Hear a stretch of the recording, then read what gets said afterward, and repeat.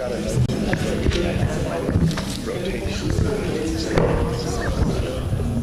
all alone over here. I didn't get the rest of the emails. Getting ready for today was work. They're all live. They're all on. So you can all talk at the same time.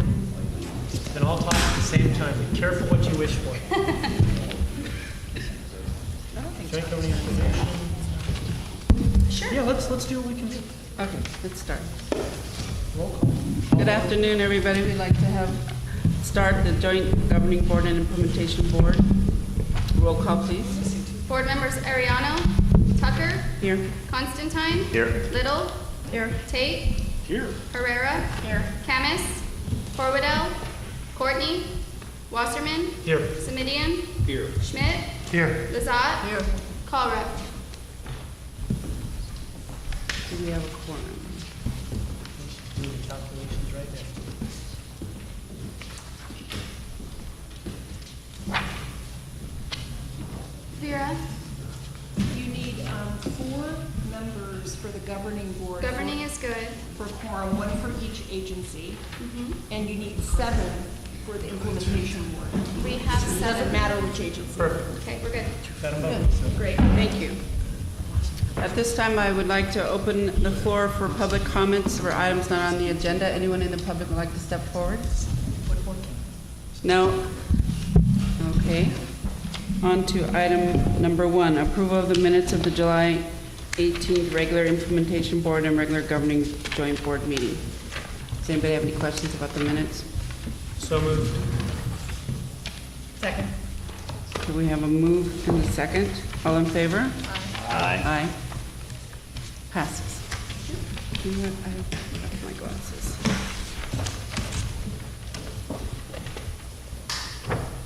On to item 2, selection of the Habitat Agency logo. So I take it everyone has read their packet. So Madam Chair, you want the implementation board review and a motion, looks like to make a recommendation to the governing board? Oh, yes. Okay, so I'll open that up to implementation board members. We have 7 of you. We've got 3 graphics here that have made it this far. I've got some comments I'm happy to share, or anybody else wish to speak first? Okay. Yes, thank you, Yes. Commissioner Schmidt. Thank you. I just would like to know, what is the flower that we're looking at? I had the same question. I believe there are 1 or 2 water district staff people, Terry Grimes, and I don't know these people, and or Benjamin Apollo, who are either one of them here? No, they're not. They were the graphic designers who worked on this, and I will profess total ignorance as to what the flower is. Okay, well, I think the it's one recommendation of ours. is that it be a flower that's endangered. Commissioner That's Schmidt? what I would think. Yeah, It be a flower that's endangered, go with And- butterfly. that is one of our flowers that we are protecting. Yes, that I can confirm it's one of our flowers. I think it may be fragrant fritillary, but don't count on that. Okay, and I don't think I have other questions. I might be open to giving some more time for more feedback from public. Okay. Yes, Commissioner Herrera. Yeah, I don't know if I'm allowed to talk since I'm governing board, but I am the only representative from San Jose here today, so I think somehow we need to fix that so that if there is only one representative, that I can be one of us can be the alternate for the other one, because it doesn't make sense that, there's no other San Jose reps that represent the implementation side. Ms. Herrera, that would be a San Jose decision. Right, I'm just pointing it out that I need to fix that. 'Cause Yeah. It's not a good situation. So I can't speak right now? Okay. No, you can speak. I can? Absolutely, Okay. it's open right now. So, Rose, you are Johnny Camus's alternate, I believe, for the implementation. so I am an alternate for implementation? Yeah. Okay, I wasn't sure because it doesn't.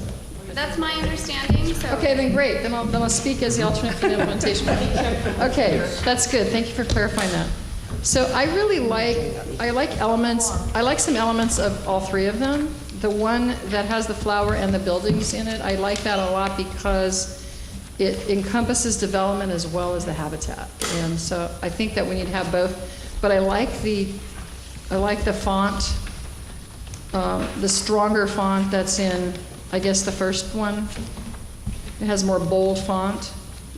in the habitat, and I like the butterfly on the flowers. So my suggestion would be to merge some of these ideas, incorporate some, and I think I heard some other folks kind of feeling in a similar way, but I'll wait to hear what other board members say, but those are my comments. I'll add on to that. I think what you're saying, if we have them in the same order, let's just see if we have them in the same order. They're numbered option 1, 2, and 3. Yeah, I started with 3. On option 3, I'm with you. That graphic shows development and nature interfacing with each other, coexistence, co-benefiting. I'm in favor of that. I agree entirely, Commissioner Schmidt, that the flower, whatever flower goes there should be an endangered species flower. I also agree with the font, instead of being lowercase, should be the all capitals from option number 1. And I would also agree taking the butterfly from option number 1 and sticking it on to the to be named flower, to be decided flower. And if that was a motion, That was a motion. Commissioner Tucker, and if I expressed your desires correctly, Yes. I will second your motion. Okay. What's that motion? So, We're proposing a combination of the 3 Was designs. it a comment or was it a motion? What's a motion? I guess we're trying to move forward. okay. If you like the idea, if you don't, then there could be another alternative. Well, sure, and then we put it up for discussion. We have a motion, a second, now we discuss. Discuss. Yes, ma'am. I like this one. I think the others are entirely too busy. I think this is very subtle. It says who we are, what we're doing, and the butterfly just sort of speaks to the butterflies that we're all concerned about. I think the other 2 are too busy, and particularly the one that you just added, the butterfly, to this last one. I'd be entirely too busy for that. Alrighty. Any other thoughts, comments? I have one quick comment. Sure. First of all, I don't think it much matters. That's my first comment. And my second comment is I like the third option that was referenced, but I certainly think it's too busy if you add a butterfly. I think a certain elegant simplicity would be my preference. So I could support the third option, but not if we're going to add yet another element to it, since I'm forced to weigh in on this issue given my role on the governing board eventually. Well, the single most important item for me is showing that the Habitat Conservation Plan deals with the environment and with development. And I appreciate the artwork of the first 2, but I don't see where the coexistence of those 2 entities is expressed. Mr. Chairman, could we perhaps get the implementation board to, I'm going to call it a compromise because it's what I'd like to do, I guess, to go with option 3, but with a bolder graphic and skip the butterfly and call it a day? Friend, Well, that If that's a actually was friendly my amendment. first thought, was exactly that. Because I like the incorporation of the buildings in the background. I think we need to show that we are all together in this, and we're just not one or the other. And that's a very simplistic way of looking at that and identifying that. If that's a friendly amendment that Mr. Smitty is willing to add, I Motion would made. second that. you want to accept the friendly amendment? Yes, and I think it's important, it's not that huge of a decision, and I think that this will be, it'll work. I agree with that as Accept well. May I clarify? It's option 3 with the incorporation of a bolder graphic? Is that what you? With all capitals, Font bolder graphic, to of come back with option this. 1. And a flower that is endangered. Can we just call the one that's there endangered? I took the flower to be representational of all endangered flowers rather than a sort of more impressionist approach than a realist approach. Okay, Yes. that's what Ken thought. It is in the plan? Okay, I'm fine. that's what we thought.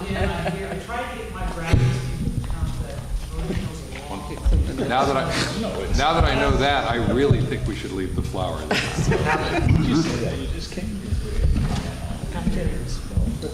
Okay, did you get? All right, so we have a motion on the floor, a second, friendly amendment, a second. Any further discussion? Anybody, any other thoughts?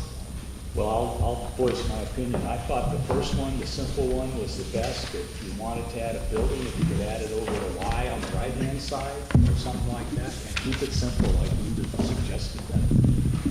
It's too complicated. Mayor Tate, can you pull your your mic over towards you? I could. So we can hear you.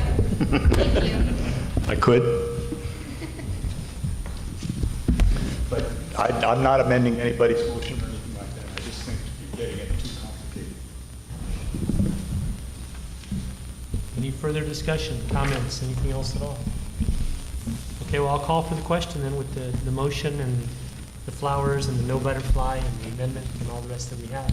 And this is the recommendation of the implementation board. Let's make Yes, it's the recommendation of the implementation board, and whatever that majority vote ends up being goes to the governing board for their approval of the logo, which I think we would still have brought back to us. I was going to say, are we bringing it back to the implementation I think the board, or which redesign, one? can we do that? No, can we have the revised logo brought back to us? Yeah, we should have it. Yes, I will do everything in my power. Thank you. Thank you very much. Now, the next meeting is intended in September to be, I believe, implementation board only. And so, do you want that coming back? Do you want the governing board to, we could agendize a special meeting for that, or we could do it at the next I governing do not board want to meeting, agendize or- a special meeting of the Or governing the board other for thing this also logo. that could happen is that the governing board could delegate a decision to the implementation. Yeah, we'll be doing With that. their We'll be doing action. that. So, Yeah, I don't really think that we need to table this so we can see what the font's going to look like. I think if we all agree we want capital, we like this one, let's just vote on it and get it done. Okay? That's why they call us decision makers. All right. Any further discussion? None. I'll call for the question. All in favor? Well, let's just raise our hands. Say aye. By raising show of hands. Implementation board only. Only, correct. In favor? 2, 4, 6, think 7, that's 8. everyone. Well, we've got more people voting than we have on the implementation board. Do we have one name? What? And all those opposed, raise your hand. Okay, so that passes unanimously. I'm abstaining, And abstention. because I don't really care, but I don't like what you're choosing. Thank you. All right. Fair enough. Who's on first? All right, governing board, approves logo for use. Oh, can that be handled right now? I was going to Yes. say, Motion- what can can I we, make- how do you want us to? Motion to approve the implementation board's decision on this, is that what we need to do? Yes. Okay. Motion approved. Second. All in favor? Aye. Aye. Thank you.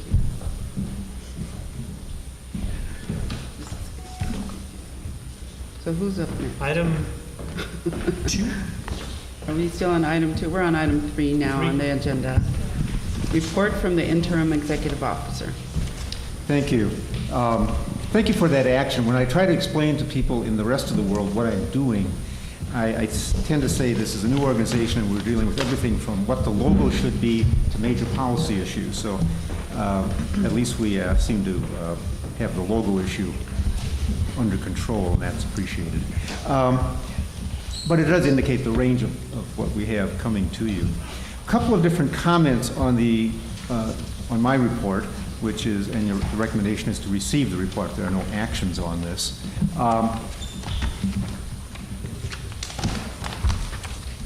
That's the federal permit. That is something we have worked for 8+ years to get in our hands, and copies of this go to each one of the partners. So it has been arriving to the people that signed the application. So for VTA, it's Ann Calnan. For the Water District, it is Bull Goldie, et cetera. Is that on?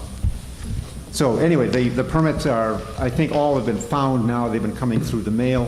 Fish and Game, State Fish and Wildlife, excuse me, permit has been signed and it's somewhere in the mail. And the path between signature through 2 mail systems tends to be a long and winding road, we found. But that is what we've got, and that's very good. The permit signing ceremony, now that we have the permit, there is a desire on the part of both wildlife agencies and local partners to have a ceremony to commemorate this. The idea will be it's state and federal officials, local partner officials, those receiving the permit. Be a signing ceremony. We talked with the wildlife agencies in a conference call, and October the 3rd, which is a Thursday, works much better than October the 17th in terms of getting people aligned. So what we would recommend is October the 3rd, and I guess it's a recommendation in the sense of we need people to check their schedules, just to make sure there's no obstacle that, 6 of you are going to be at a meeting in San Diego or Los Angeles or Sacramento or someplace. But October the 3rd, be a midday event. I don't know if that's 11 or 12 or 1, but something in that range. Coyote Ridge is the desired location, and we're working out the logistics. And staff have been, we've asked local partners to identify some staff that would work with the wildlife agencies on actually organizing the event. There's a party planner mentality that I don't tend to have, but others do. Each partner will have a signing role, and thus each partner also has a photo op role of everybody behind the table signing, et cetera, et cetera.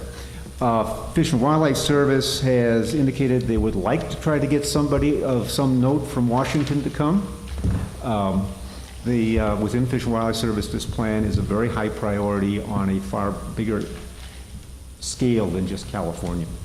And we will see how that works out. But October 3rd, unless we find that we have some major obstacle in terms of people being unavailable. And if you can check schedules, get back to us if you find one of those oh my gosh moments in terms of the commitments. Madam Chair, if I may. Question. Okay, I guess what we're looking for is hopefully, if there are a whole cluster of people out, we probably can't find a date with everybody. Okay. And we were looking at probably a minimum of 2 hours in speaking to Fish and Wildlife because of just the drive there on your calendar and the drive back to your offices and the time spent there. Yeah, the ceremony will not be that long, but those that have been up on Coyote Ridge know it's not the easiest place to get to. And we'll need to have some type of shuttle van or something to move people up to the top. But again, those are logistics, but it'll be that midday chunk of time. Figure at least 2 hours and maybe somewhat longer than that, just given the travel and the logistics. Madam Chair? Yes. Question, please, if I may, if Ken. Go right ahead. Supervisor Smitty and I both have Public Safety and Justice starting at 2 o'clock on that date. So when will you know, say, if it can be a 10 o'clock event? I think you've just given us some direction to aim for the morning.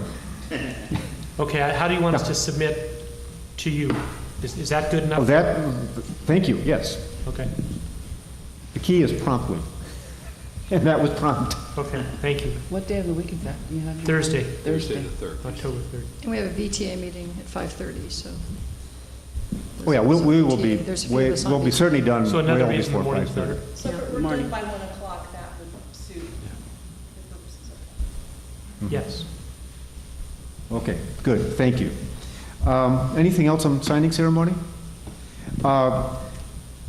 Those that participated in the liaison group process know that both State Fish and Game, now Fish and Wildlife, and Federal Fish and Wildlife were very regular attendees at liaison group meetings. The wildlife agencies have been represented, and I think will continue to be represented at these meetings by Dave Johnston. Dave? Who is a state Fish and Wildlife Department biologist. He was heavily involved right from the beginning on the habitat plan, so he has a wealth of knowledge and will probably find himself getting into certain discussions along the way. We had hoped to have the space lease with Morgan Hill on this agenda. That did not make it. Vacations just got too overlapping. And that we will have back on the September agenda. There was a question from the public at the last meeting regarding pesticide and herbicide use. I put the wording in the staff report. For any explanation of what that all means, I will turn to Dave, because this was one of those givens back in 2005, and I don't think it received much of any discussion after that. So it's our questions on pesticide and herbicide application. Okay. On the website, we have the application up. We have a variety of other tools in draft form that are on the website, and the user's manual is being refined in terms of clarifying and trying to focus on the various audiences for the user's manual. But if you go to the website, which I put in the staff report, you'll find a variety of draft materials, and I would encourage people to not only do that, but to look at the geo-browser function that is emerging in all this process. Santa Clara County Planning Department is doing some, for us non-experts, some really delightful, amazing things with geographic information system on the web. In terms of being able to look at areas and get a lot of information in real time.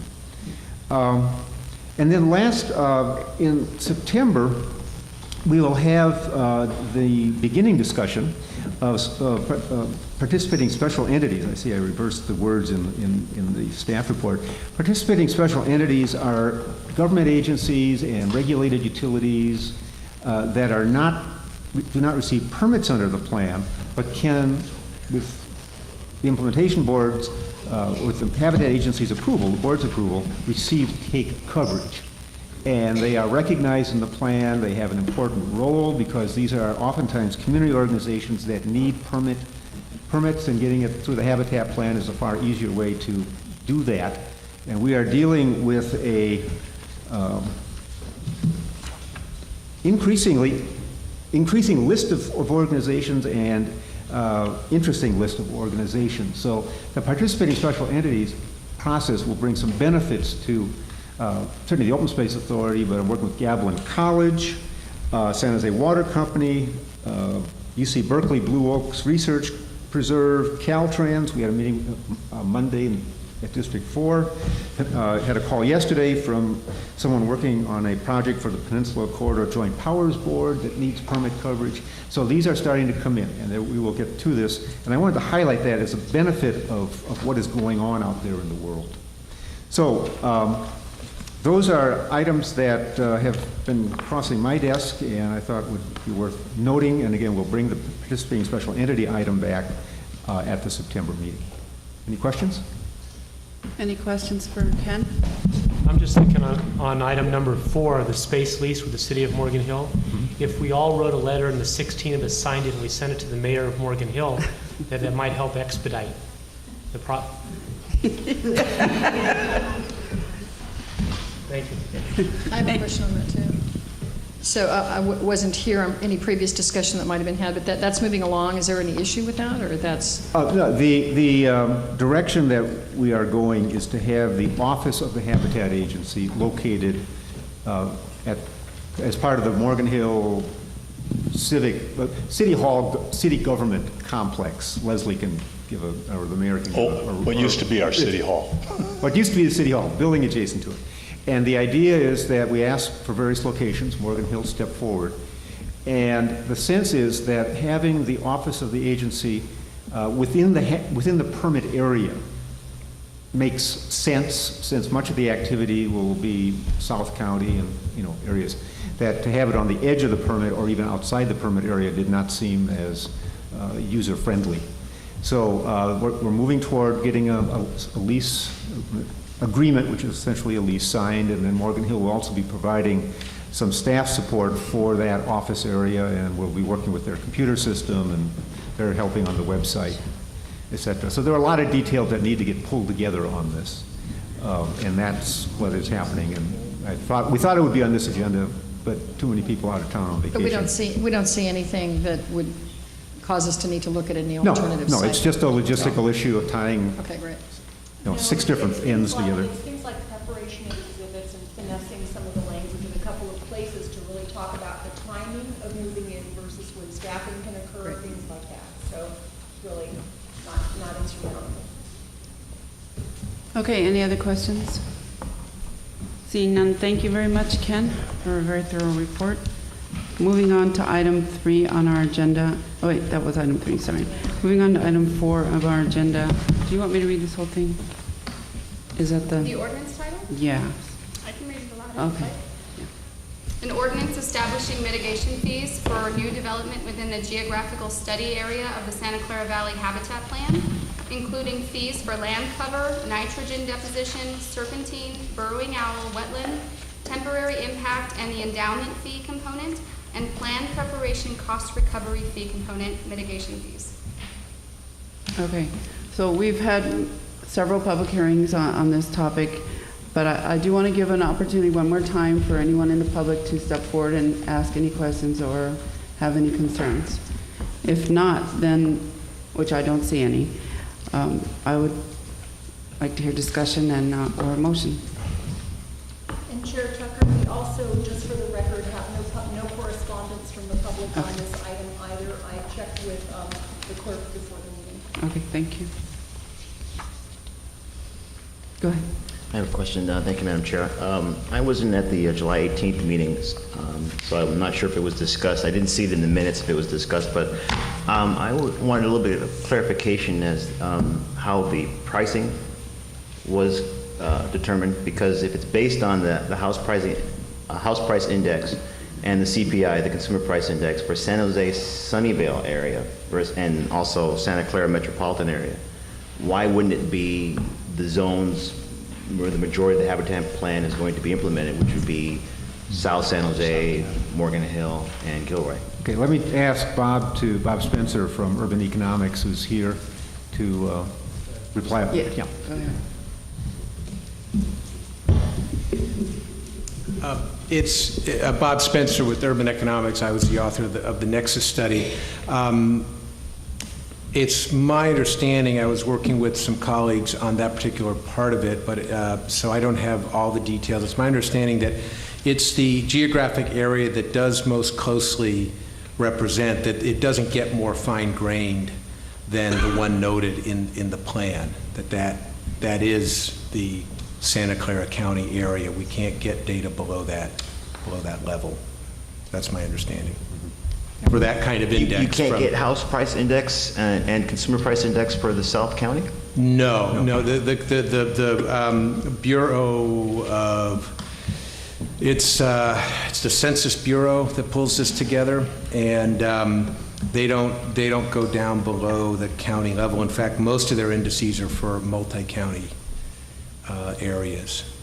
It's a federal government driven, they develop the index. Okay, I'm not sure I understand why, but, so you can get part of the county, but you just can't get all the county.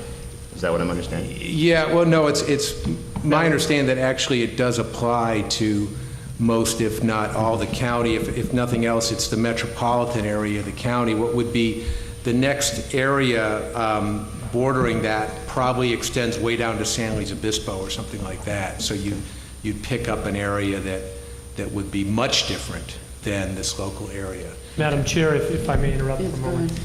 In my previous occupation dealing with property management and commercial property, CPI increases each year.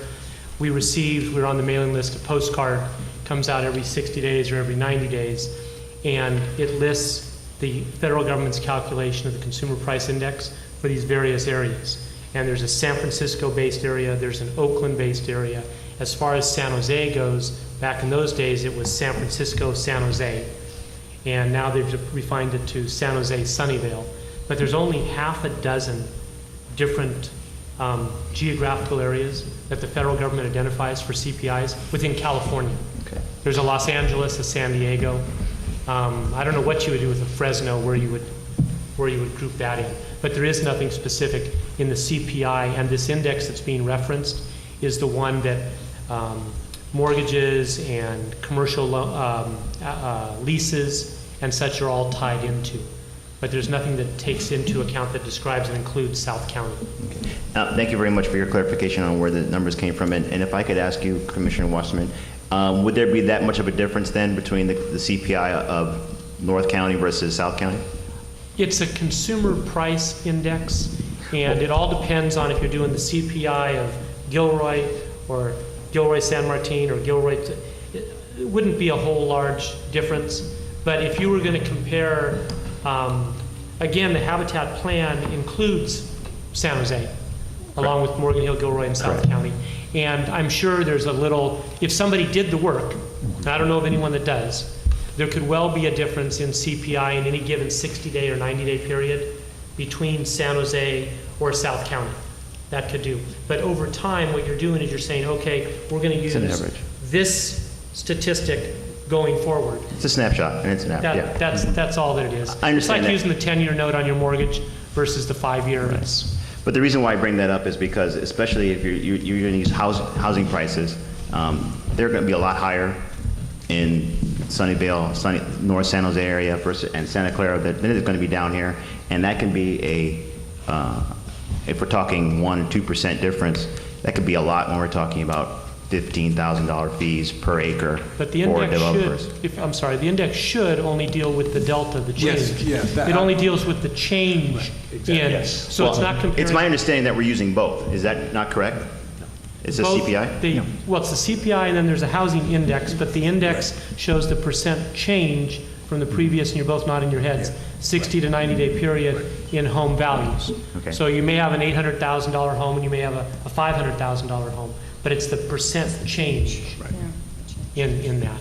Okay. And Mr. Constantine, one of the things when I looked at this structure that gave me some comfort, given that we have an automatic adjustment annually, which is based on the CPI, is that every other year, the board is required to also just take a look at the fees in general and can use different adjustment factors such as land sales in the area where we're looking to purchase, other types of factors.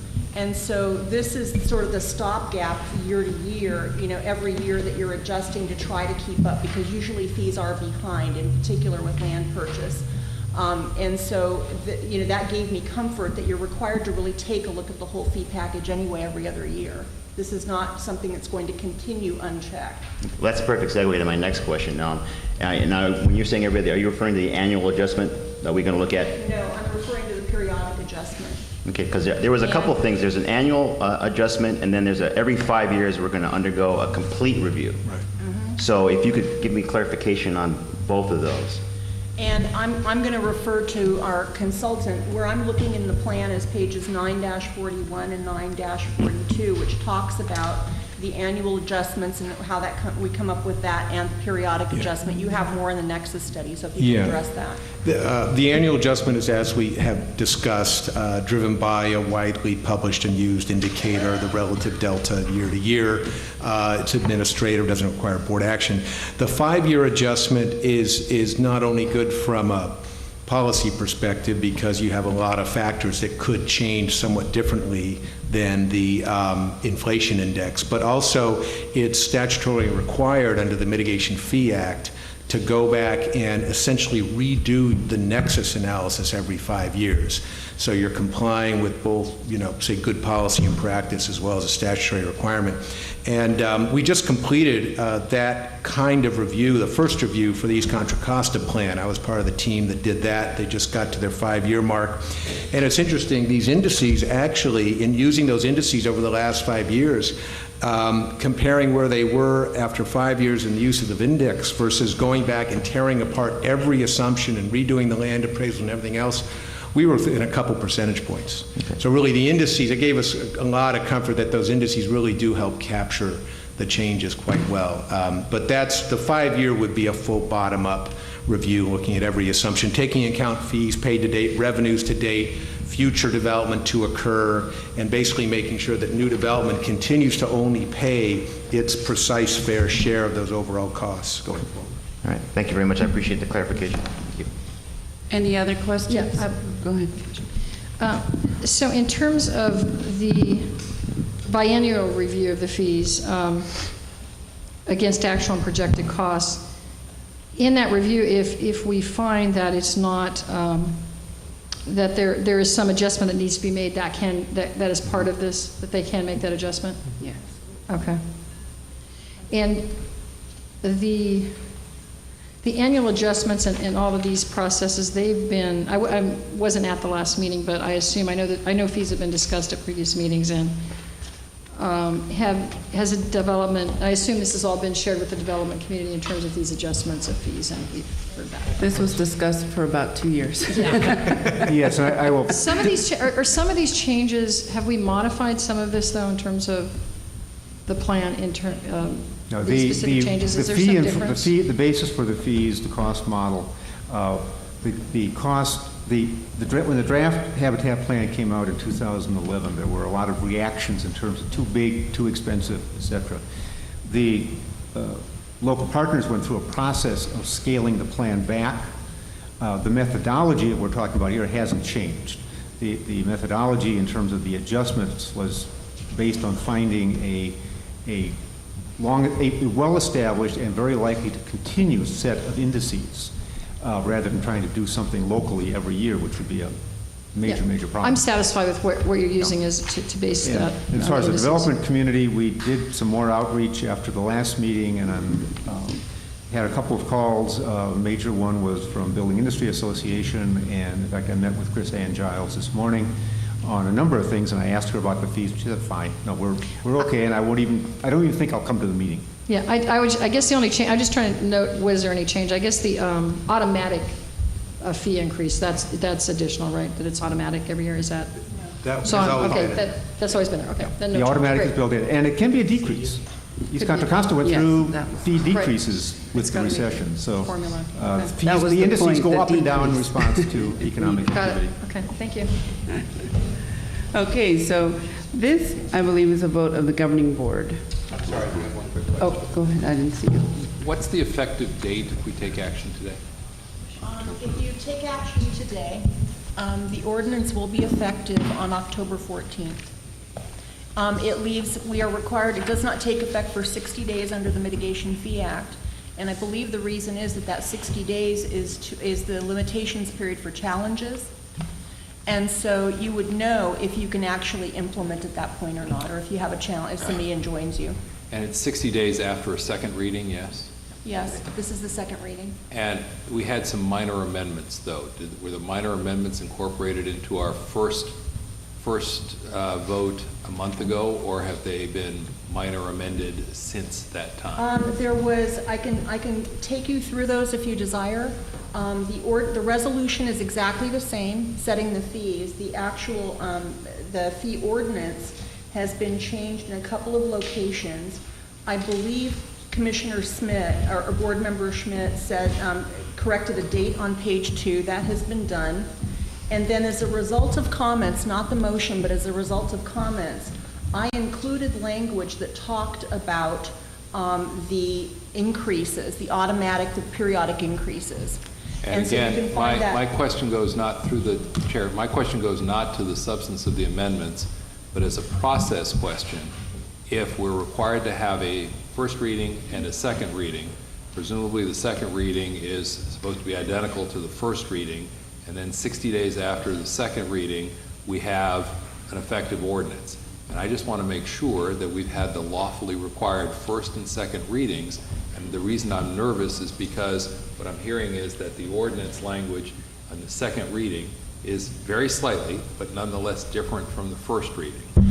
Well, I believe you have complied with the law in terms of a first and second reading. There are no substantive changes whatsoever. The original ordinance basically said that it is adopting the fee structure that was in Chapter 9, Appendix G, and the Nexus study. This does nothing to change that.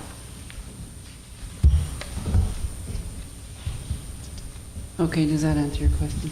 Not clearly, right? It leaves me nervous. I'm prepared to vote today, but I'm going to ask that legal counsel at the jurisdiction that I represent, the county, essentially confirm that judgment. I just, as I said, I'm anxious.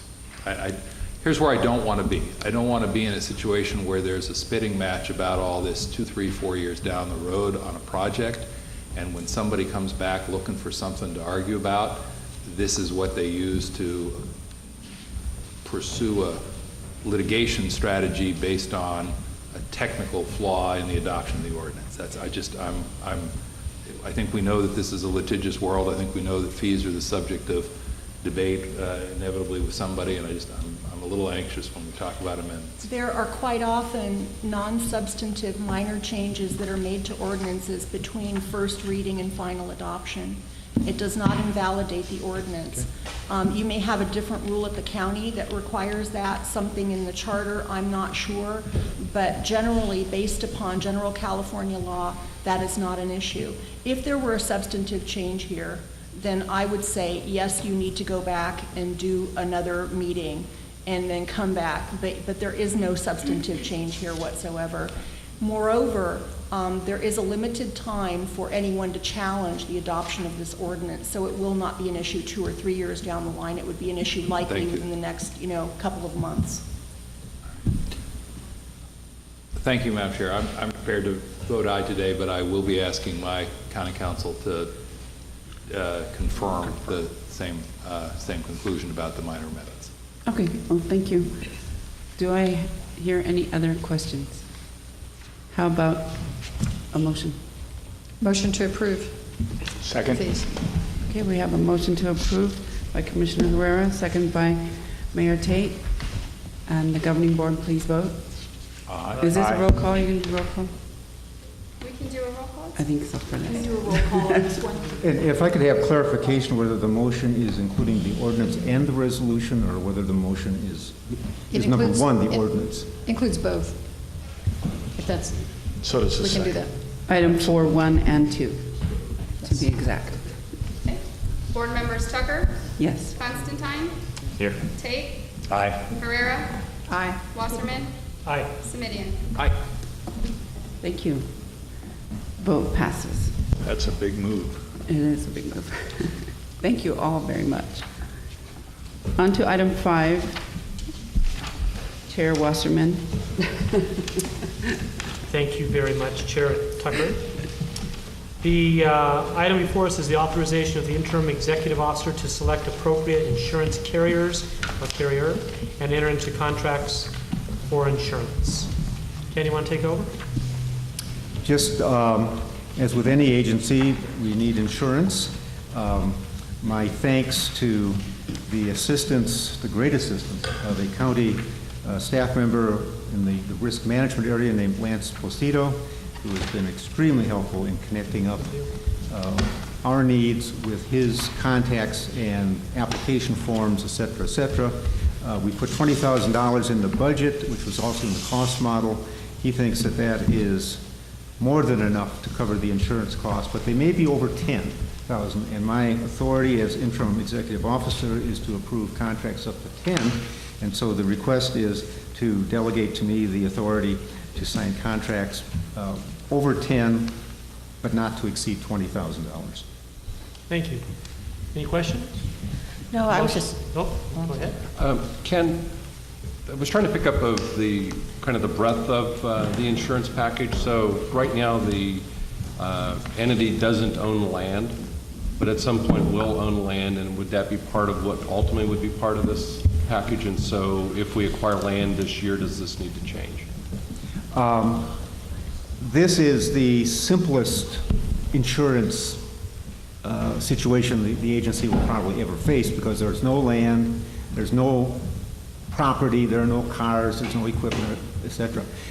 So it's basic coverage of office equipment and basic liability is the big one. If the agency acquires land, and again, land may well be acquired by the Open Space Authority or the county parks, at which point that would be not the agency acquiring land, but certainly if the agency ever acquired land, the insurance obligations become far more complicated. There is also part of what we're dealing with right now is that we are an unusual entity. So when Lance has called insurance companies, they say, "What?" And he's had to walk them through what we are and what we are about, et cetera. So he's been doing that and doing it well.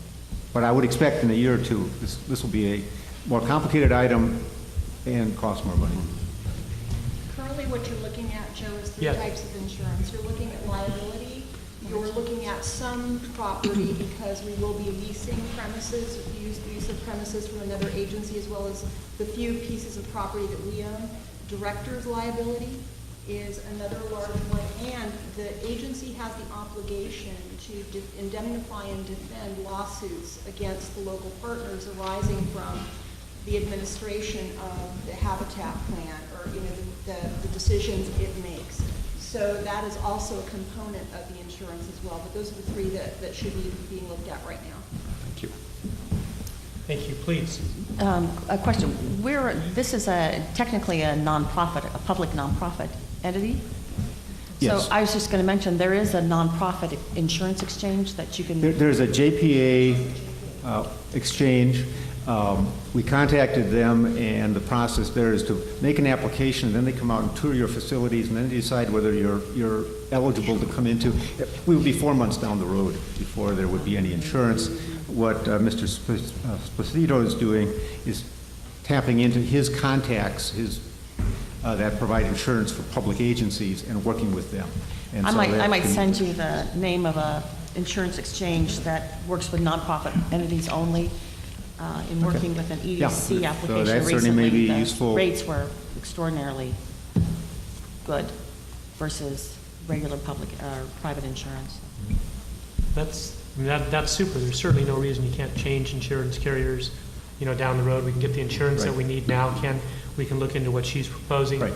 Normally, 6 months or a year, you can do whatever you wish to do. Right, this will be an annual policy, so it certainly can be changed then Well, or I'd certainly say- earlier.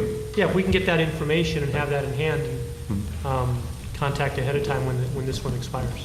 The bottom line is we need something in place to enter into the agreement with Board of Health. Yeah. Yep. Because there's insurance requirements there are insurance requirements in other agreements that we're entering into as well. So we need to be able to comply with those. So there's a time-sensitive component to this. Any further discussion on this agenda item? Move approval. Second? Approval made and second. Any discussion? Seeing none, all in favor? Aye. Opposed? And That that was passes. Little and Herrera? Yes. Thank you. Yeah, I'll be the second. Sure. Item number 6 is, I am on the implementation. Oh, okay. Rose, she's got it all. But if you want the second. No. She has 2 hats on. Just can't see them today. So Michelle, you got motion maker and second, we're good? Okay, we'll move on to item number 6, which is the executive officer position skills and recruitment, also an implementation board item. Ken? Yes, thank you. If you can bear with me, this is going to get a little complicated, and I'm providing you with information that is above and beyond the staff report. So we have talked about the executive officer position recruitment in the past month, and what is back in front of you now is a refinement of that earlier information. In working on a request for qualifications for a firm that would assist in recruitment, and that was part of the direction from the last meeting where any number of board members suggested we pursue professional assistance. One of the issues that we've also been discussing internally among staff is how and where to place this position. And last month we talked about the pros and cons, a little bit of a contract position or a staff position. And one of the cons of a contract position is that, especially if the desire is to obtain somebody for a 3 to 5 year period, somebody with a senior position, it probably is going to be potentially significantly more expensive than a staff position, especially if you're dealing with a consulting organization. So we talked about that, and that's not off the table. But what we were pursuing was the idea of placing the Habitat Agency staff position within one of the local partners. Because if the agency does its own, has its own resources for the staff position, it's just a plethora of labor and employment laws and regulations that have to be met. We don't have the expertise. We'd have to acquire the expertise, and that could get complicated and could get expensive. So the idea was, well, maybe we could work with a partner to place a position, and then you could just draw on the partners, 10 hours of labor time and X amount for compensation or whatever else. We thought we had a path to do that, and that path has closed up in the last couple weeks. The basic problem is we cannot find a precedent that would allow for that type of relationship without transferring the authority to hire and fire to the organization. So if it was Santa Clara County, the county executive would have authority to hire and fire.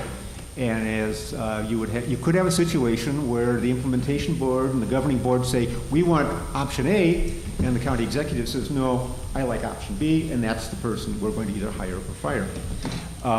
That legally, you can't work it together. Is that currently how the LAFCO staff works? Well, county executive that can last, hire the LAFCO staff? staff was our hope for example. Okay. The problem is there was a LAFCO memorandum of understanding quite a few years ago that is now being looked at because there are serious questions as to whether it would be enforceable in terms of the LAFCO board being, the LAFCO board would not have the authority to overrule the county executive on hiring, firing, personnel issues.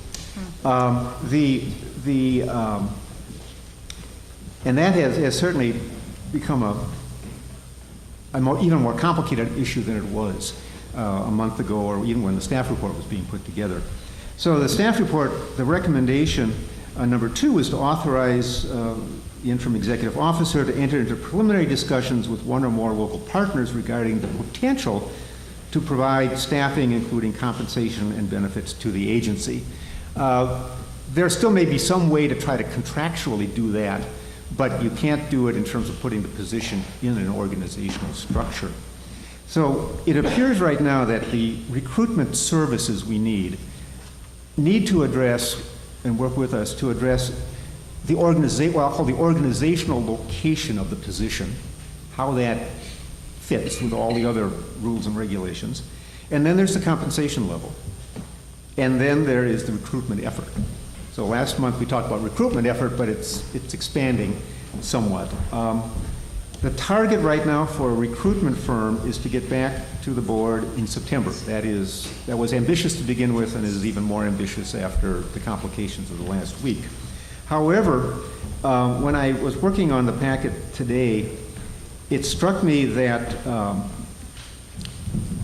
we have not identified how, let's say we have 3 responses to a request for proposal or a request for qualifications, how that decision is going to be sorted out.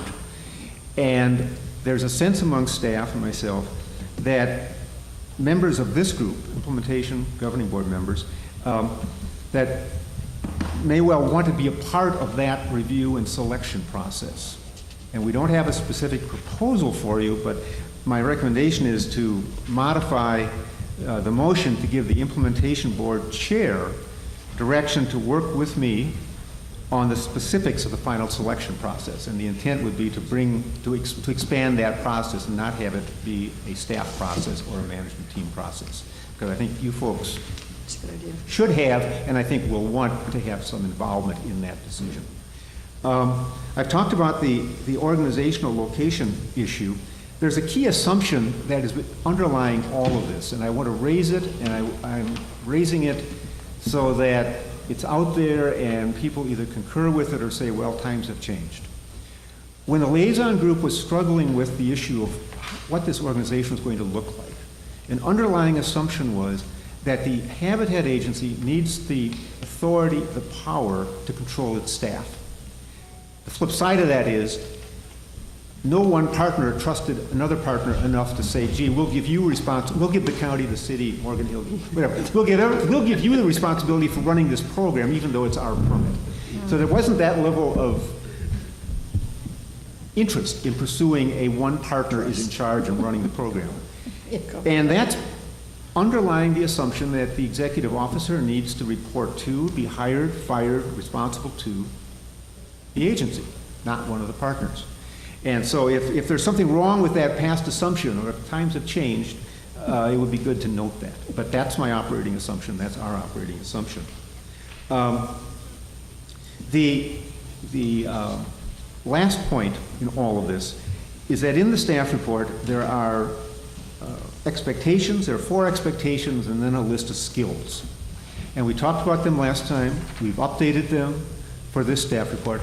And I really want to make sure that those receive enough attention because they're going to move through this process. And eventually somebody's going to be out there looking for a candidate and they're going to tell the candidate, here are the things that are the critical skills and here are the desired skills and how do you shape up or whatever else. And we need to minimize the possibility that we come back near the end of the process and somebody says, yes, but we never talked about the skill to do whatever.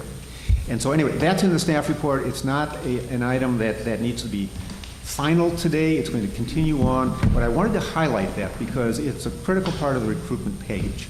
and I didn't want to see it lost in the discussion of other parts of this. And I didn't want to make the assumption that what happened last month is the end-all of that discussion. Okay? Long introduction, but again, it's a complicated subject that has turned into a more complicated subject. Thank you. Chair Tucker. I have a question. Remind me again, I work in the corporate world, so remind me again why, obviously the big thing now is, outsourcing, right? So why aren't we able to contract somebody as their own business and eliminate the real, all the pension and all of those benefit issues? You can. I am a contractor. I mean, right? isn't that the dilemma that you have? Because It is if we go with a dilemma that is partner becoming agency. more difficult. It's more difficult with the adoption and effectiveness of the California Pension Reform Act, whatever that went into effect some months ago. That places greater limitations on a retired public sector employee moving back into a public sector situation. That may or may not be critical in this, but it's another complication. The challenge is that if you're looking for a person who, and I think that the organization needs somebody that's going to be, clearly has a likelihood of being around for 3 to 5 years. The organization needs solid leadership through that period, consistency. Very honestly, there aren't very many of us out there in the world that are retired in that situation. If you go to a consulting company, I said last week that, I mean, my contract, my billable rate in all of this translates into $85 an hour. We are paying, most of our consultants have locked their rates in 2006 and 2007. But every so often, a new person gets added into the pot, and those rates tend to be $175, $200, $225, and $250 an hour. So if we wanted to go to a company and say, we want a senior person and we want them to be in place for 3 to 5 years, et cetera, I think the likelihood is much closer to paying $200 plus an hour than it is the rate that I'm being paid. And there's no complaint about my rate on all of this. But the reality is, working with a company, you're going to pay for a lot of overhead. And you can negotiate, but I don't think you can negotiate $250 down to $85. Yeah. Like, I know you can't. So that's part of the problem. Now, contract needs to be in the mix. There may be ways of pulling this off with a contract, but I don't think, my recommendation is we can't rely on a contract because the pool may just be too thin to get somebody at a cost the agency can afford, or the agency can find itself cornered into paying far more than has been budgeted. Okay, thank you. Any other questions for Ken? Yes, Commissioner Lozati. So, given what you just said, what is the recruiter, or who is the recruiter recruiting? The recruiter will, I think, first the recruiter needs to work with us in terms of sorting out this issue of organizational location and sorting through that issue and finding out what is the preferred choice. And maybe it is not one choice. Maybe it's pursuing recruitment looking for a staff member, and maybe it's a recruitment also looking for a contract, and see how that works out. But the recruiter needs to understand the ramifications of all of this. This is going to be an oddball recruiting situation, to use a non-professional term. And so the recruiter is going to, I think, have to work with us to understand that. Second is, right now there is no process to set the compensation level. And as such, I think the recruiter will have a key role in working with board members in determining the compensation role. Then the recruiter has the more traditional role of leading the effort of outreach. My own sense is that the recruiter needs to be an organization with experience not just in California, but at least the western United States, so we have a larger geographic area. Familiarity with Santa Clara County is nice to have. It's not a requirement, is the sense. We don't need somebody that knows the history of Santa Clara County land use and open space for the last 20 years. So I think we need a broad geographic range, and that's going to be the recruiting process. But we have these two other upfront processes that aren't clear right now for the recruiter. Because if the recruiter comes in and says, well, where's the position going to be located and what's the pay level? We don't have an answer. They're going to have to help us get an answer. So when So- you talk about where the position is going to be located,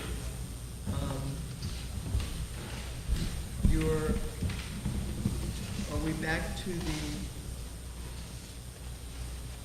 independent contractor, or are we back to staff in one of the departments? In one of the partners and subject to the city manager or county executive or general manager or whatever.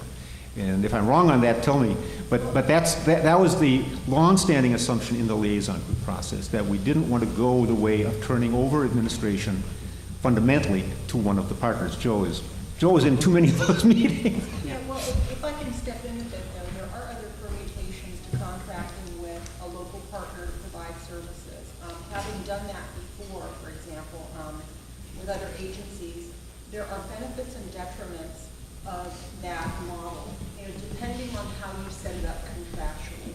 There are certainly methods of hiring a discrete number of people who are at-will employees, who, if this board decides they don't like the executive officer, then they can tell them, you're gone. And that is part of the contractual arrangement with that public entity, to ask them to do so. People know what that arrangement is up front when they take the employment.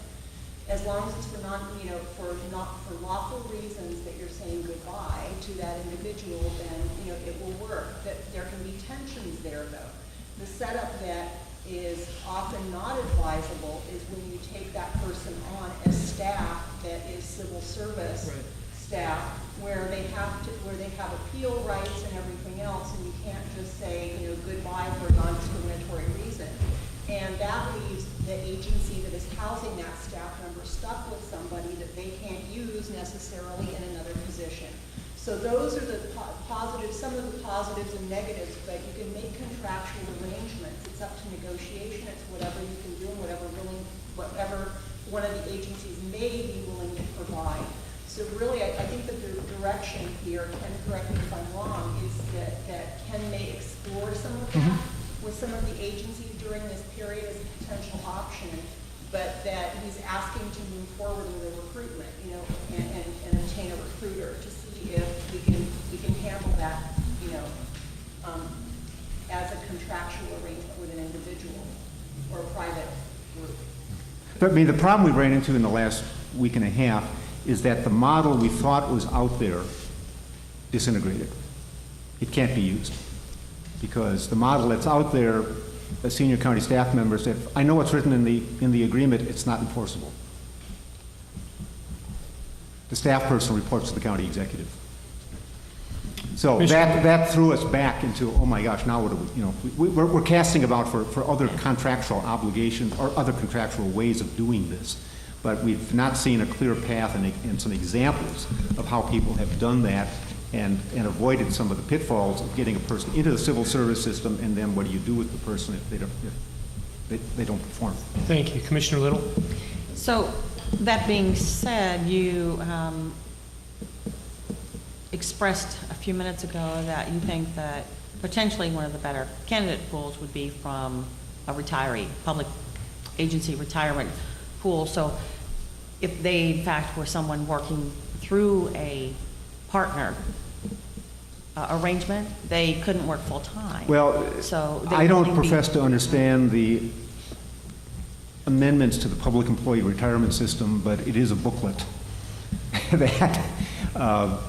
and that was one of the observations from county staff is, oh, by the way, here's something you better read because this just went into effect, and it could significantly impact what type of person can take this position and how they're paid, how the salary is set.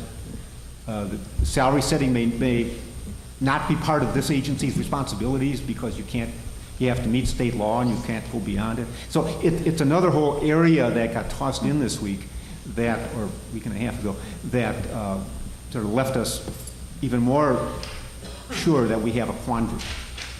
Not an insolvable, but a quandary. It sounds as if we need to go out of the public sector model and go into figuring out what the best private approach would be. That may well be where we need to go. I think what the conclusion that I have is that there's a lot of information out there, and there's probably enough additional information that we're not aware of, and we need somebody to pull it all together to make sense out of changes in the law and retirement procedures and contractual relationships and civil service law and all sorts of things like that. And just to clarify, that not every public employee in California is in the PERS system Correct. subject to that law. There are major cities such as San Jose and Fresno, for example, that are not in PERS. And so, But so some of those have relationships with PERS. So They may, but they the may San not. Jose has reciprocity, for example, and so as you take on a new San Jose employee, they still have their same rights in PERS. They do, but it's limited up to only 2 items, and I don't believe it's limited to this law, but we can review it from that. But I'm saying is that employment pool is not completely locked up by the new limitations. Bottom line is, we want to keep every option open at this point in time, but what we had hoped to say today is we have a good example of how to do this, and let's pursue that. And instead, we're saying we don't have a good example, but we need to explore further to try to find a good example. Thank you. Commissioner Herrera. And just trying to understand the process, so if I'm hearing you right, are we looking at 2 tracks then? Are we looking at the recruiter to pursue the private direction, or do they also look at the models and give us an assessment on the different models we're looking at? My recommendation is that the recruiter should be 1 track, and the recruiter needs to be part of the discussion of how to host, how to house, how to locate this position, because it's going to be critical in how the recruiter presents the position, the people they look for, that they understand what are the advantages and limitations of whatever solution is coming out of this. But is the recruiter going to be advising us then on, in a part of this discussion, of looking at some permutation on a public retiree, or they're not going to, that's a separate track, right? I would- So they will be the private sector approach, basically. Now, they'll look for us to Or give they'll them look for the best- parameters, the and best- they'll advertise and recruit. And they'll do the based on our advertising and recruitment. parameters. So in terms of the recruiter, I know that we're going through recruitment at VTA, and I think Ash is on that committee, in fact. One question I had is, do we want to have, does the chair want to put together a committee that's representative of this group that can focus on the recruitment? Because there may be need to have meetings, I know, I don't know, think about that, but there may be additional work required to give input from the board on the recruitment process. That's one question I had. The other is, do we know, from the experience at VTA, they've been able to find recruiters that have a lot of experience and know how to tap people with experience in the areas we're looking at. So I assume that that's the kind of recruiter Yes, we would be looking at, for... because then they kind of know where people are. Because sometimes these are very, specific skill sets, and I've been very impressed with how recruiters can have that kind of, that kind of information at their fingertips. Right, as the request for proposal was first drafted and is being worked on, one of the objectives is to obtain a recruiting service that has demonstrated experience dealing with open space, parks, recreation type recruitment. They may be the greatest traffic engineer recruiter in the world, but it doesn't help us. So we want that demonstrated, I would suggest, we want the demonstrated experience dealing with the types of skill sets and type of position we're talking about here. Yep. Okay, let's, if I may, for just a minute, and we'll go right there.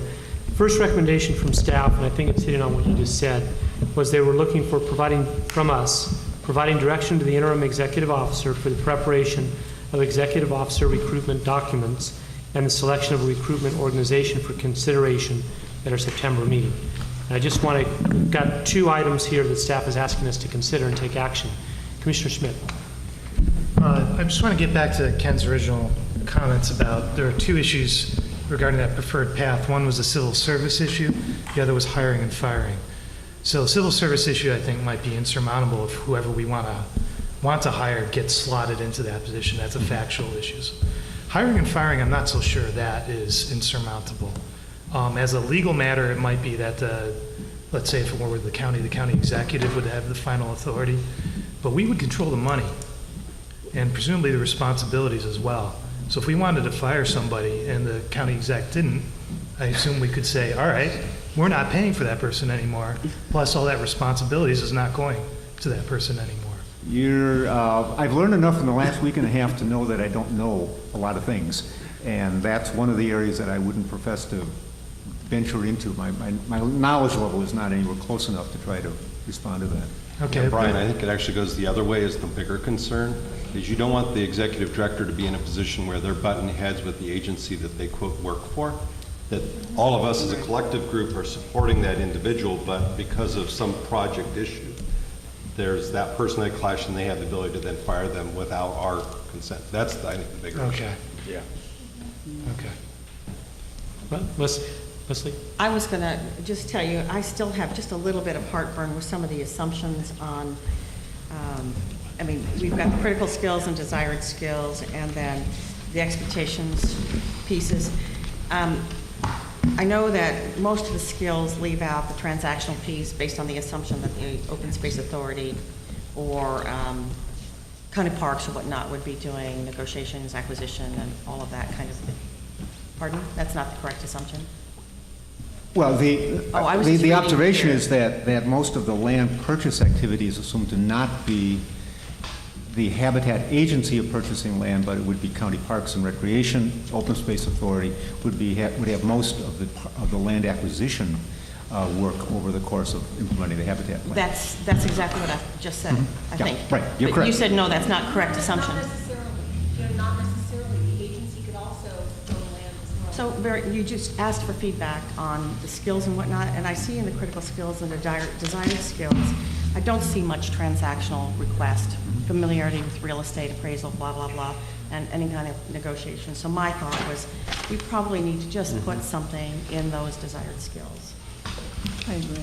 And then, in the role in negotiations, there is a large assumption made here in what's written in front of us that says that most of that work will be done outside of what our executive would be doing, and I'm not sure that I'm comfortable with that. Commissioner Little, based on what you just said, and before we go, I think Mayor Tate wanted to speak next.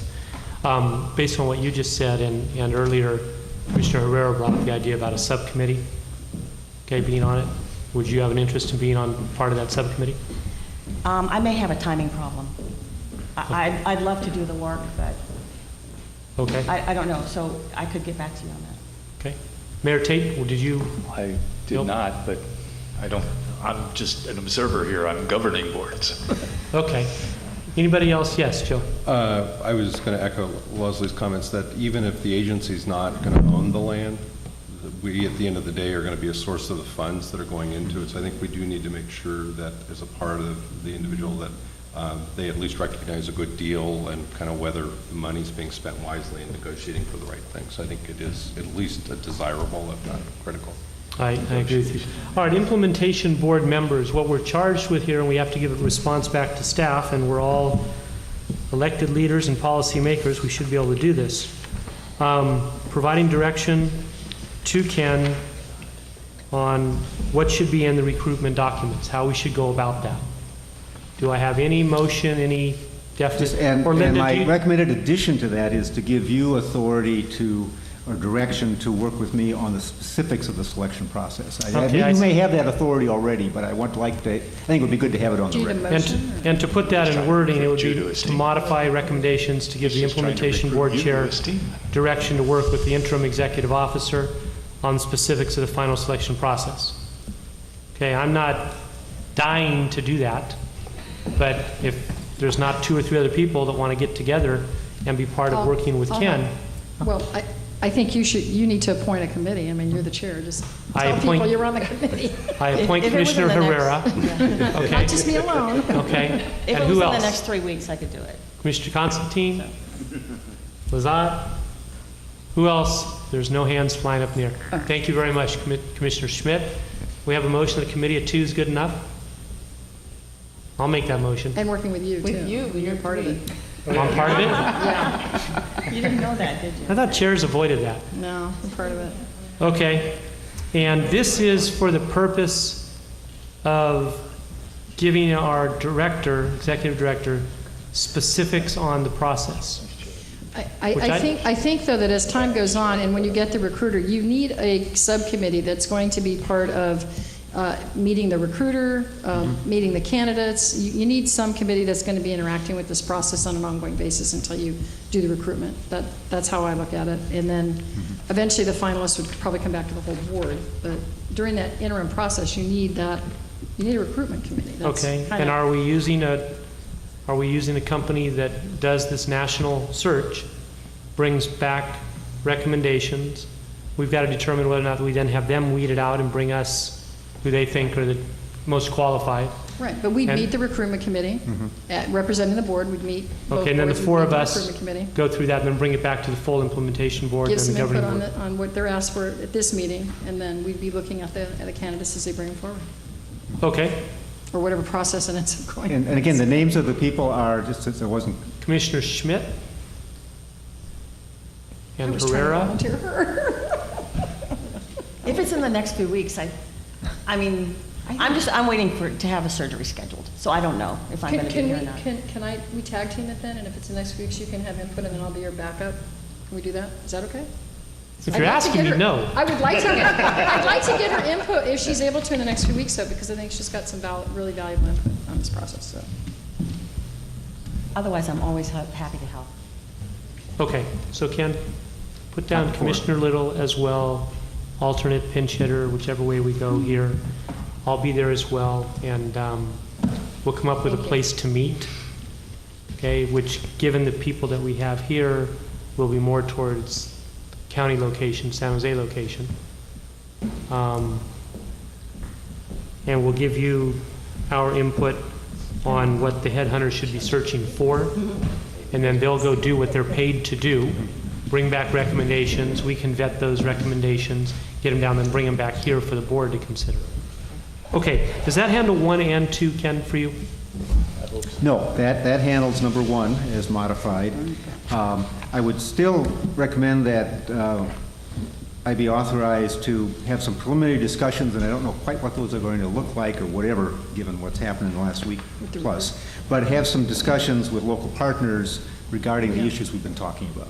And that means going beyond management team, but talking to other people in organizations. Do you need a motion? Need a motion. So moved, to give authority to their director to go and pursue those discussions. Do I have a second? Second. Did we ever, I started to make a motion on number 1, I don't remember if we Yeah, did we that or didn't not. complete number 1, so I'm not Do sure. you want to do number 1 first? Okay, motion number 1, we have the subcommittee alternate. We have the 1, 2, 3, 4 people. We only need 3 at any given time. So 1 is the action stated, as well as creating the recruitment subcommittee of the 4 of you. Yes. Okay, and so the makers. Can we just make Herrera? one motion with both of those items in it? So I would make that Perfect. motion. And those members were Commissioner Simidian. No. All right. I am not a member of the implementation board. Right, I'm with Joe. Speaking Okay, of changing things. so we have Herrera and Schmidt adopting items 1 and 2 with this amendment. Yes. And we need a vote. Okay, any further discussion? Seeing none. All in favor? Aye. Opposed? None. Passes unanimously. Number 7, Implementation Board. Subject is the composition, roles, and formation of the Public Advisory Committee. We've got a recommendation from staff to provide direction to the executive officer regarding the PAC's roles and duties, membership, features, process of forming a PAC to be returned and considered for approval. Ken? Hopefully easier than the last agenda item, but still a very important item in terms of Public Advisory Committee. Bottom line is the plan is very general and not very useful, very honestly, in preparing a committee. Thus, the implementation implementation board has a great deal of latitude in what you want to do. When management team talked about this, one of the issues that some of the issues that stood out were that the PAC should have a broad policy focus. There should be some specific tasks that they need to act on before implementation or governing board, but these would be these would be in the areas of budget, fees, annual report, and that in general they would not be linked to agenda items outside of that. Membership we talked about and concluded that 9 to 11 would be better than a large committee. I think the prevailing argument there is that a large committee, it is easier to disengage from a large committee. That if you're one of 25, it's sort of easy to stay home and watch the ball game. If you're one of 11, there's more pressure to come to the meeting. We suggested that the membership include business, some people clearly slotted for business and development, environmental, farming, ranching, and then the general public. And noted that also that there were people who would not be on the committee, partner staff, representatives of local government agencies, wildlife agency people, habitat agency staff. East Contra Costa has a 21-member committee, 9 of whom are government, connected with government agencies. So there's all sorts of ways of doing this. We think that those types of folks should be expected to participate often with the PAC, local staff, et cetera, but they shouldn't be part of the committee. All right, Ken, and I'm going to interrupt for a second because I know we've all read our notes and things that we have. I'm certainly in favor of the 9, not 11. Certainly not 25 or 30. If everybody talks 3 or 4 minutes, you have 2 or 3 hours before you start to discuss things. I like on the second page of the staff report under PAC membership, where you break down business and development community, a couple of people, environment community, a couple of people, farming and ranching, a couple of people, and the general public. It's just an open miscellaneous. I'm happy to make a motion. Is there geographic representation? The PAC membership consist of 9 people and broken down in that way. And I'll throw out there that I think a member from the Santa Clara County Farm Bureau ought to be one of the people on the farming and ranching community because they represent many, many farmers and ag people. Yes? Do we need to have any geographic representation? I was just going to ask the same question. I mean, I'm just throwing it out there. I think that's a very important consideration. And we could say that by Commissioner Lozat. I think the geographic is important. It also says here that it's recommended the chair and vice chair meet with to review applications and make recommendations. So how would we go about soliciting applications, or would we invite people to apply? So it looks like there's some sort of application process. We would recommend a simple application process, 1 page, and then the chair and the vice chair of the implementation board would work with me in reviewing those and bring back a recommendation on the composition of the PAC. Well, but the question is, do we invite? So do Brian and I call up all the environmentalists we know and invite? I hope so. Yes, we will use my mailing list, and we'll use every other way we can to get information out. You're gonna send it out and invite Yeah, we people should, to fill out an application. Well, and you then can do both. You can let them, if they're not in specific. self-select, self-select to apply. My other question then is, with regard to the term limits, you said the majority will be appointed for 4 terms and the remainder for 2, but then you said, term of office rather, but then under term limits, you said members be limited to 2 4-full-term years. So how does that affect the 2-year people? Are they going to be They would 6 or be 10? eligible for 2 reappointments. So they would have. They could be 10 years eventually, yes. They would eventually. That was the conclusion. You want So some that's just the longevity, but startup you don't want in situation, so that perpetuity. you don't have Yeah. everybody expiring at the Well, I same just wanted to make sure time. it was 10 and not 6. Could be It is, 6. and what we contemplate bringing back for you after we receive direction on how you want this to work is to come back with a resolution that expresses your direction. So that would be explained as a practical matter there, how that would work.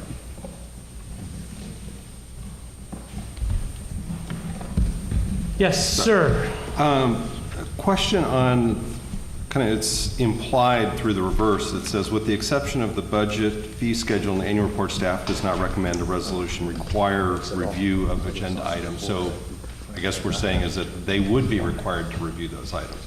That is correct. Do they have a red light, green light role, or just, we're bringing it to you, say what you have to say? It's an advisory committee, so they have a advisory set of comments. Like a But they would not, recommendation. I don't view it at least that they would have to approve something for it to move forward. Yeah, so it's either they take action or inaction, but it comes to them and moves on. Okay, I wanted to clarify that. Good clarification. Yes, Commissioner Schmidt. Under the roles and duties, something that might also be relevant is reviewing proposed amendments to the habitat plan if those occur, or participation by special entities. Sorry, what was the last one you said? Participation by special entities. 2 reactions on that. One is we have to be careful in using the word amendment, because amendment can be everything from a email understanding with wildlife agencies to a very complicated multi-year process.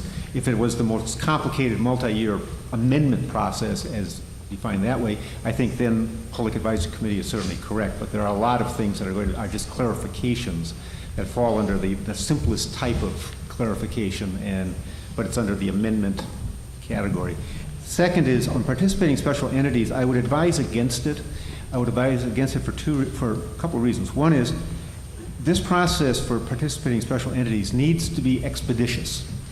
You can think of yourselves now as taking on the role of Fish and Wildlife Service and Fish and Game, and just as historically we've grumbled about those doggone folks in Sacramento who couldn't get their job done, well, them is becoming us. And we don't want to build more roadblocks into our system.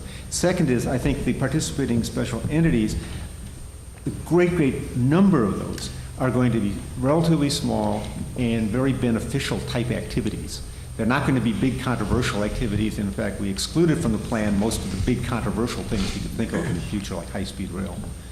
But of course, the implementation board could always refer something to the Public Advisory Committee if they wanted comments. Okay.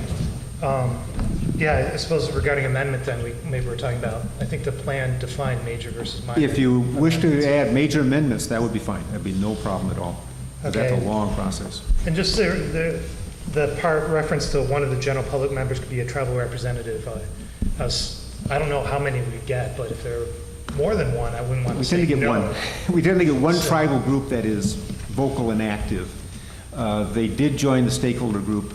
They were not a regular participant, but they did participate. Yeah, so I would just phrase it as one or more. Yeah. So Commissioner Schmidt, let's have a phrased motion. Okay. My motion would be to support the staff recommendation, to come back with a resolution for the Public Advisory Committee incorporating discussion by staff and as further discussed at the meeting. What did we have? We had my suggestion regarding major amendments, revision to one or more of the general public members. 9 members. 9 versus And 11. geographic representation? With geographic representation. And was there any suggestions, since I'm writing this on geographic representation, is it as suggested? I think there's a suggestion on page 45 of your agenda about the third paragraph from the bottom, which just basically says strong connection to the plan. It doesn't include, it basically says applicants who live outside the permit area should have an especially strong connection to the implementation plan. But I want to make certain I'm getting what you desire. I suggested geographic representation. I just want to see a balance of folks from different parts of this county. Not every, not 9 of them coming from, Gilroy or something. I mean, I think we need to have some geographic representation. She didn't, Gilroy guys, just relax. The Or San Jose. And I'm on the other 9 end. I don't want them all in from San Jose. I may add that from geographic representation, we've dealt with a couple things in the past. One is when we've had community meetings on developing the plan, we tended to hold 2 of them, one of which was at the Peninsula Conservation Center in Palo Alto because there was so much interest from North County. And so the county is one geographic area, and the second geographic area is the permit area. And if you want representation within the permit area, that means, Gilroy, Morgan Hill, et cetera. If you want representation, but if you are open to representation from people outside of that, then we would suggest at least a strong interest in Santa Clara County in the permit area. And, I don't pretend to know the exact numbers right now. I just would like staff and the folks that are working on this to try to take that into account as they bring it back to us. So, yeah. And I would add on to that, the permit area is very, very important to me. Okay? And the permitted area really is the cities of Gilroy, Morgan Hill, and San Jose, and the unincorporated areas around and within them. So I would suggest wording of some sort when we're talking about equal geographic representation. It says something about several members from each of the each of the cities. In the permit area. In the permit area. Permit area. Yes. Okay. And Not several. all, but for clarification, not all the members. No, just several from each. Several, yeah. But our Maybe a goal majority. is that the interested parties of this plan should be from within the permit area, the people that will live with the consequences. Oh, we just said permit area, yes. Well, I'm clarifying Vera's comment, just. Mr. Chair, if I could also further clarify, I think the representatives of the community would be those interests, representing those interests. Whether the person happens to live in a somewhat different area might not be as important as whether the interests they're representing is working in the permit area. Okay, and in the paragraph that was referenced to just a minute ago, third paragraph from the bottom on the final page, it says, and anyone outside the permit area should have an especially strong connection to the implementation area. So if we do that, it would be my preference, Brian, Commissioner Schmidt, it'd be my preference if the members on here were residents in the area where the HCA applies. And if it ends up being someone representing an organization, that organization should have a presence in that permit area. And Yep. that. Commissioner Smitty? I don't want this to be overstated, but I'm looking for a little more flexibility on a broader level of participation. I do not disagree that the primary engagement should be from folks who are resident in or part of organizations that are active in the permit area. That being said, the implications of what goes on inside that area and the work of the Valley Habitat Agency are by definition broader than that limited area. So I would just hate to see us, I mean, if we say, I didn't quite follow all the details because I'm here as an observer and commentator, not as a member of the implementation board, as I said a minute ago when I was trying to get out of the work. But I do. If you suddenly say, well, we have to have several from each, and all of a sudden, you've got 3 people from Gilroy and 3 people from Morgan Hill and 3 people from San Jose, and that means 9 is done, and no one else can have a point of view in spite of the impact. I'm not sure that's ideal, particularly because it's an advisory group. I think I might feel differently about it if it were a decision-making group. But if you're trying to get perspectives, I would encourage the group as you work this through to think about how to make sure that we have a little room for the world's greatest living expert on whatever who happens to live 50 feet outside the permit area. Well, one of the things I can certainly do is like leave a blank in terms of numbers when we hear several. Is it 5? Is it 7? What is it out of the 9? And you can certainly determine that later. But I also am curious whether or not you would desire to make those desirable qualifications, but if you don't have enough people, for example, if you are saying you need 1 person from each of the cities, in the county that are part of the plan who live in that jurisdiction, if you don't have an applicant or you don't like the applicant from one of those jurisdictions, do you want the flexibility then to move someone else into that position if you find them more desirable? So perhaps we say we would prefer to have that versus mandate it. Would you prefer that I write it that way? Prefer and flexible is fine, and then this group can vote on what they want. And Mr. Chairman, the other possibility would be to just, without being quite as prescriptive, but to make sure that the group doesn't reflect a wholly out of area perspective, which I know is a concern, to simply indicate that a majority of the committee has to be resident within the permitting area. That would mean that it could be as few as 5 or as many as 7 or 8, but you'd never end up with a situation where all of a sudden somebody turned around and said, wait a minute, why is it that 8 out of 9 of these people don't even reside or work inside the permit area, which I don't think would be a good idea. Commissioner Schmidt. Before we vote, I want to make sure if there's anyone in the audience that wants to contribute on this. I know we do have stakeholders that That's a good point. been around quite a bit on these things. Anyone wishing to speak? Yes, please come forward. There's a microphone here in the middle.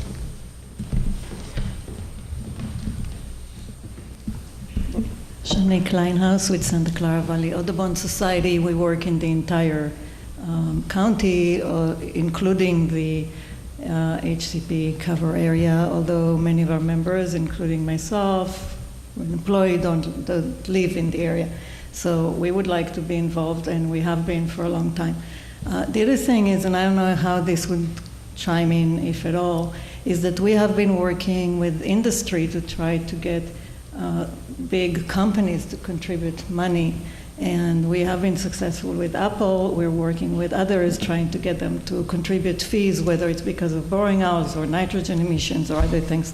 So I don't know if there's room for any industry representative. It may be a good idea to have that, even if they're not within the plan area. Thank you. Thank you. And it is spelled out business and development community, so there's an opening for that. There's also an opening for environmental communities such as the Audubon Society. And then there's a catch-all of of 3 members from the general public, that this board will have the opportunity to fill those slots any way they wish. So thank you for bringing that forward. Anybody else? Yes, please. Jennifer, come on up to here. Is there a technical advisory committee? That's my question. Is there also a technical advisory committee? Was that part of the plan? There is a technical advisory committee. Our intent is to come back in January with this type of discussion in terms of content formation, et cetera. Okay, great, thank you. Thank you. Anyone else? Thank you, Commissioner Schmidt, for bringing that to my attention. Good idea. Further discussions here? Do you have direction? Do we need a motion? I believe Board Member Schmidt made a motion. I didn't catch a second. Second. Second. Any more discussion? None. All in favor? Aye. Opposed? That passes. And we are now item 0. We are item adjourned. Item done. Future items, possible future items. And hopefully, because it's much cooler up there, in all those rooms, it's all cool. It's not here. Yeah. Yeah. Mr. Chairman, a quick question. Yes. The next meeting is scheduled for September 19th, yes? That is correct. Is that for just the implementation board? We believe so. We will talk tomorrow about agenda, but right We now. see a it big will only be- smile on your face. Well, I've got a scheduling challenge. It sounds like most of the other governing board members are also on the implementation. We will, Be here no matter what. after our agenda discussion tomorrow, we will get back to board members about the September meeting and the content of it. The governing board has already adopted the budget and adopted fees, which are the big issues. The only manner in which I would certainly bring the board back to that meeting or another special meeting if there were any litigation, for example. We don't think there will be, but if there were, we just need to respond to that. And anything else that is not given to the implementing board, I don't see anything right now. We'll talk. Thank you. And I also have a question, how, as things go forward, we had said it would eventually go to every other month. Is that the plan still? Yes, we appreciate the effort to hang into this process with all of the startup, but believe me, staff and consultants would like to get back to every other month also in terms of packet preparation, et cetera. And that will start to occur as we get into next year and the end of this year. Okay, well, Commissioner Chair, Chair Wasserman, are you Yes. ready to adjourn? Meeting not adjourned. Yes. It's adjourned, right? Okay, It's the adjourned meeting now. is Now it's adjourned. Yes, thank you. Now you can It's way too confusing.